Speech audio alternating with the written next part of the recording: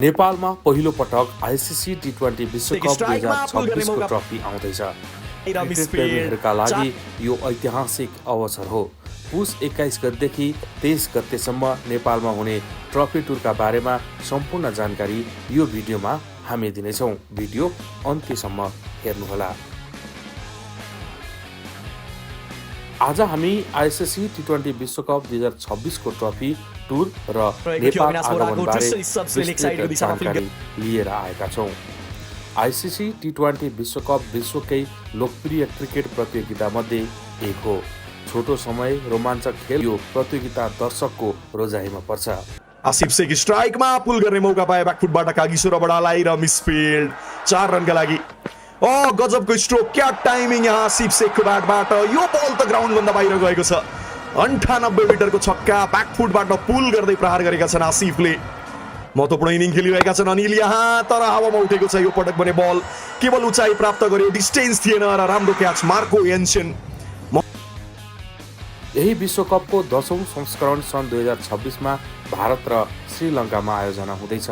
प्रतियोगिताको प्रचार र क्रिकेट संस्कृतिलाई विश्वभर फैलाउने उद्देश्यले आइसिसीले ट्रफी टुर आयोजना गरेको हो। यो ट्रफी टुर भारत र श्रीलङ्कालाई जोड्ने ऐतिहासिक एडम्स ब्रिज, जसलाई राम सेतु पनि भनिन्छ, त्यहाँबाट औपचारिक रूपमा सुरु गरिएको हो। इतिहास र संस्कृतिसँग जोडिएको यस स्थानबाट ट्रफी यात्राको सुरुवात हुनु आफैमा विशेष मानिन्छ। नेपाल क्रिकेट सङ्घ क्यानका अनुसार ट्रफी टुर अन्तर्गत ट्रफी पुस 21 गते अर्थात् जनवरी 5 मा नेपाल आइपुग्नेछ। पुस 23 गतेसम्म विभिन्न कार्यक्रम आयोजना गरिनेछ।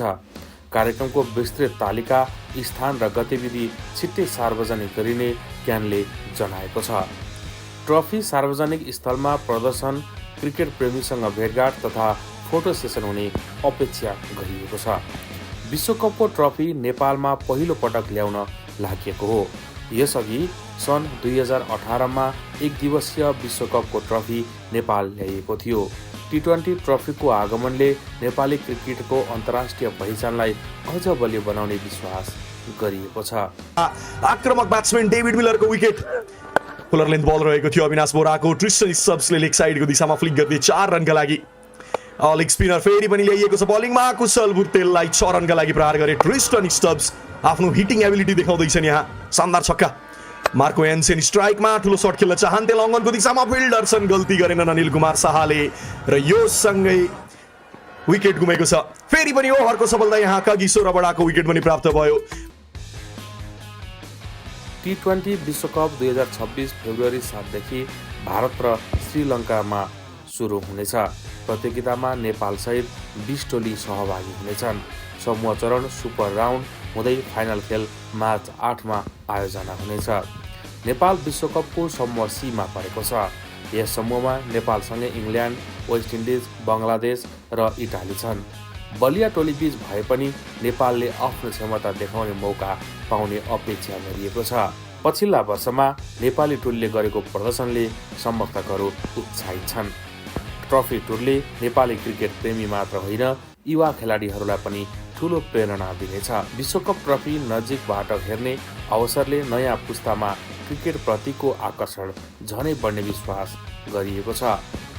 आइसिसी टी20 विश्वकप 2026 को ट्रफी नेपाल आगमन नेपाली क्रिकेटका लागि ऐतिहासिक क्षण हो। तपाईको विचार के छ? कमेन्टमा लेख्नुहोस्। भिडियो मन परे लाइक गर्नुहोस्, सेयर गर्नुहोस् र च्यानल सब्स्क्राइब गर्न नबिर्सनुहोला।